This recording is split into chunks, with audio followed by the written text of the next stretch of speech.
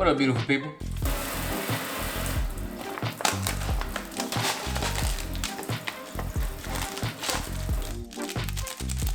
Oh, that gotta be cringy in the microphone. That just gotta be cringy. What if I just sat here and just talked to y'all for the whole time I'm waiting on my noodles? So how's your day? You brush your teeth? What about mouthwash? You use mouthwash, right? What you use, Crest? You look like you use Crest. That's what it is. You look like you use Crest. What about flossing? Is you flossing? Is you flossing? Please. And no, I'm not talking about the dance. How you do that? I don't know how to do that. I feel like I got way too old. Way too old. All right, let me stop wasting your time. You came to see if you needed the best equipment to get started on YouTube. So let's talk about it. All right, so one of the first things I think we should talk about is if you need the best camera to get started on YouTube. Now, my first camera was this Samsung DV100 point and shoot camera. It has face recognition, which is not as good as the cameras nowadays, and it does have a little screen at the front of it. Let me see if I can get some recording going on here.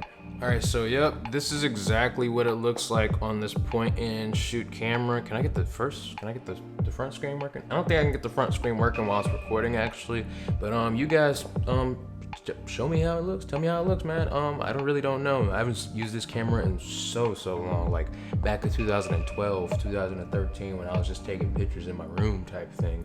You know what I'm talking about. Every kid did it. This is the first camera that I've ever had. I don't know how it looks with all this lighting on me, or even with the lights in the background just by itself when it's really dark. I don't really know how that looks.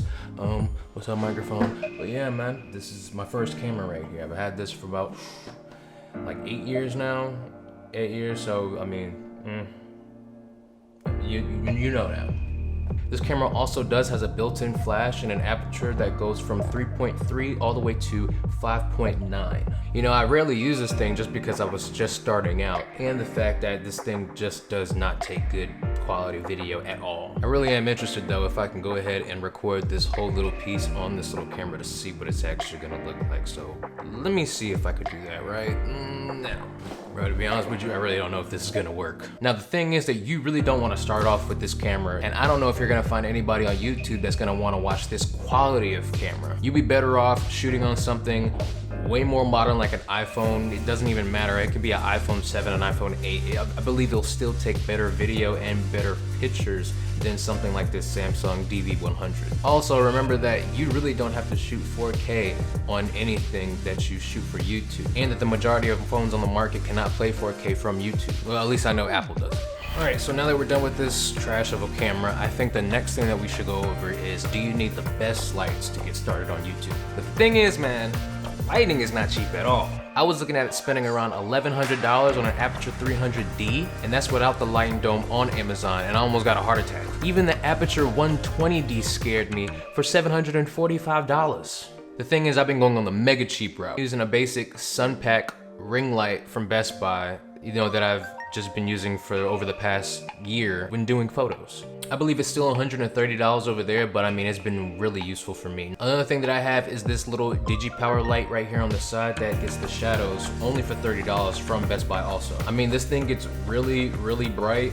Ooh, like that's really bright, but I usually, and it got this little mode too, like I'm kind of blind right now. But I keep it on this first mode just because I don't really want that much light on the side of my face, and I still want to show off a little shadow if I can, just to give this angle a little bit more depth. And those lights in the back are probably my best addition to this whole setup that I have going on here. I got them from Target. I really can't remember how cheap they were, but they are pretty cheap. And it comes with a little remote. Well, one remote comes with each light. I have 2 lights, so I have 2 remotes, but I just use this one remote for both of them. Now I believe the next thing that we should talk about is if you need the best gimbal or tripod for YouTube. And the thing is, I don't really think that you need a gimbal at all unless you are actually one of those YouTubers who are out there recording a lot of movement. Handshakes shouldn't really bother people unless it's really apparent in every frame that you do, but besides that, I mean, I really don't think it's necessary. But it does help if you really want to get some really steady and really clean footage, especially if you do a lot of slow-mos, and like I said, with a lot of motion. But the thing is, even with that, Gimbals are not cheap. They're not cheap at all. I have a basic tripod from Best Buy that helps me achieve every little aspect I need when it comes to these videos. It's standing right on this A6300, and like I've had it for a while, and it's been doing me good. So for me to switch, I really don't need to. And I also got this monopod from Amazon. I got this from Amazon, and it's a monopod. It's been really doing me good and justice when I've been trying to get a lot of landscape shots out there in Asheville and whatever else the place that we go. Another important thing that I think we should talk about is, do you really need the best story to get started on YouTube? You know, one of the things that I believe in is that no one can be the best at something, and there will always be somebody else that does it better than you. I can apply that to YouTube, but in addition to that, I believe that everybody has some unique aspect that they can bring to YouTube, which will make them stand out. You know, somebody might not like the way that you tell a story, but they might like the way somebody else has told the story, vice versa. And be honest, if you're really afraid that somebody's not gonna like what you're gonna say, you might as well be afraid of the whole internet. Now, this is important too. Do you need the best face to get started on YouTube? I mean, come on. You can go through this whole video and look at my face. You're fine. You don't need all the confidence in the world. You just need to find a safe haven for you to film, relax, chill, and even edit. That's it. You shouldn't be constantly scared about the faces that you're gonna make when recording.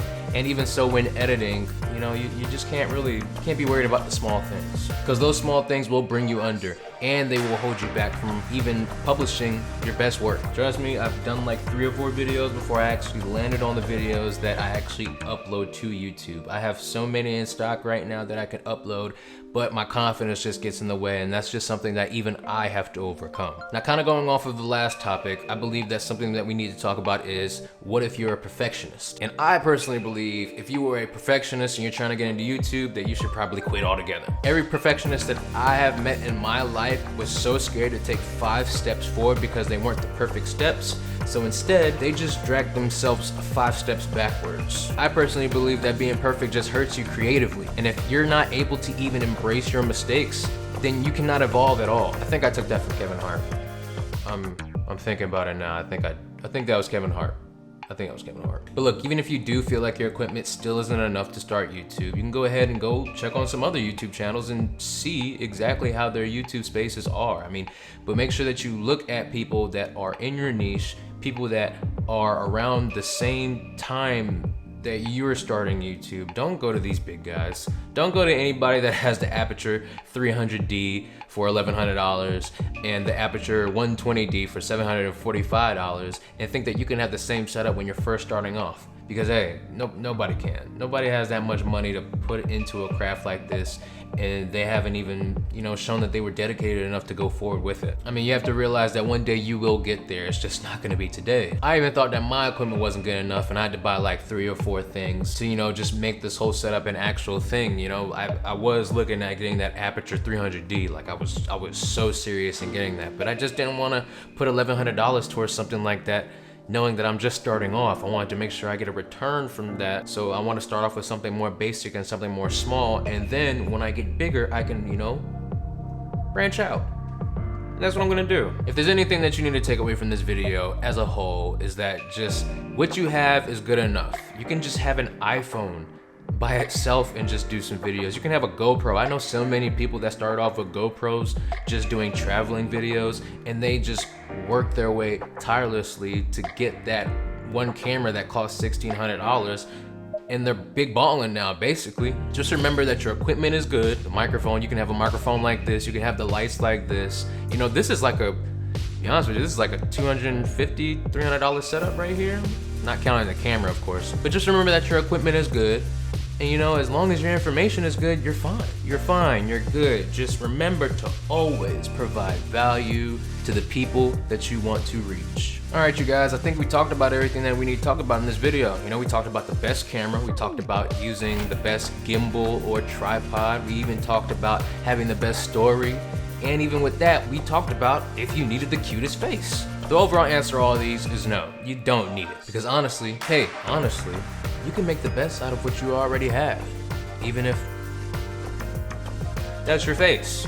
Yeah, right? Make sure to leave a comment to let me know which one of these tips helped you out most.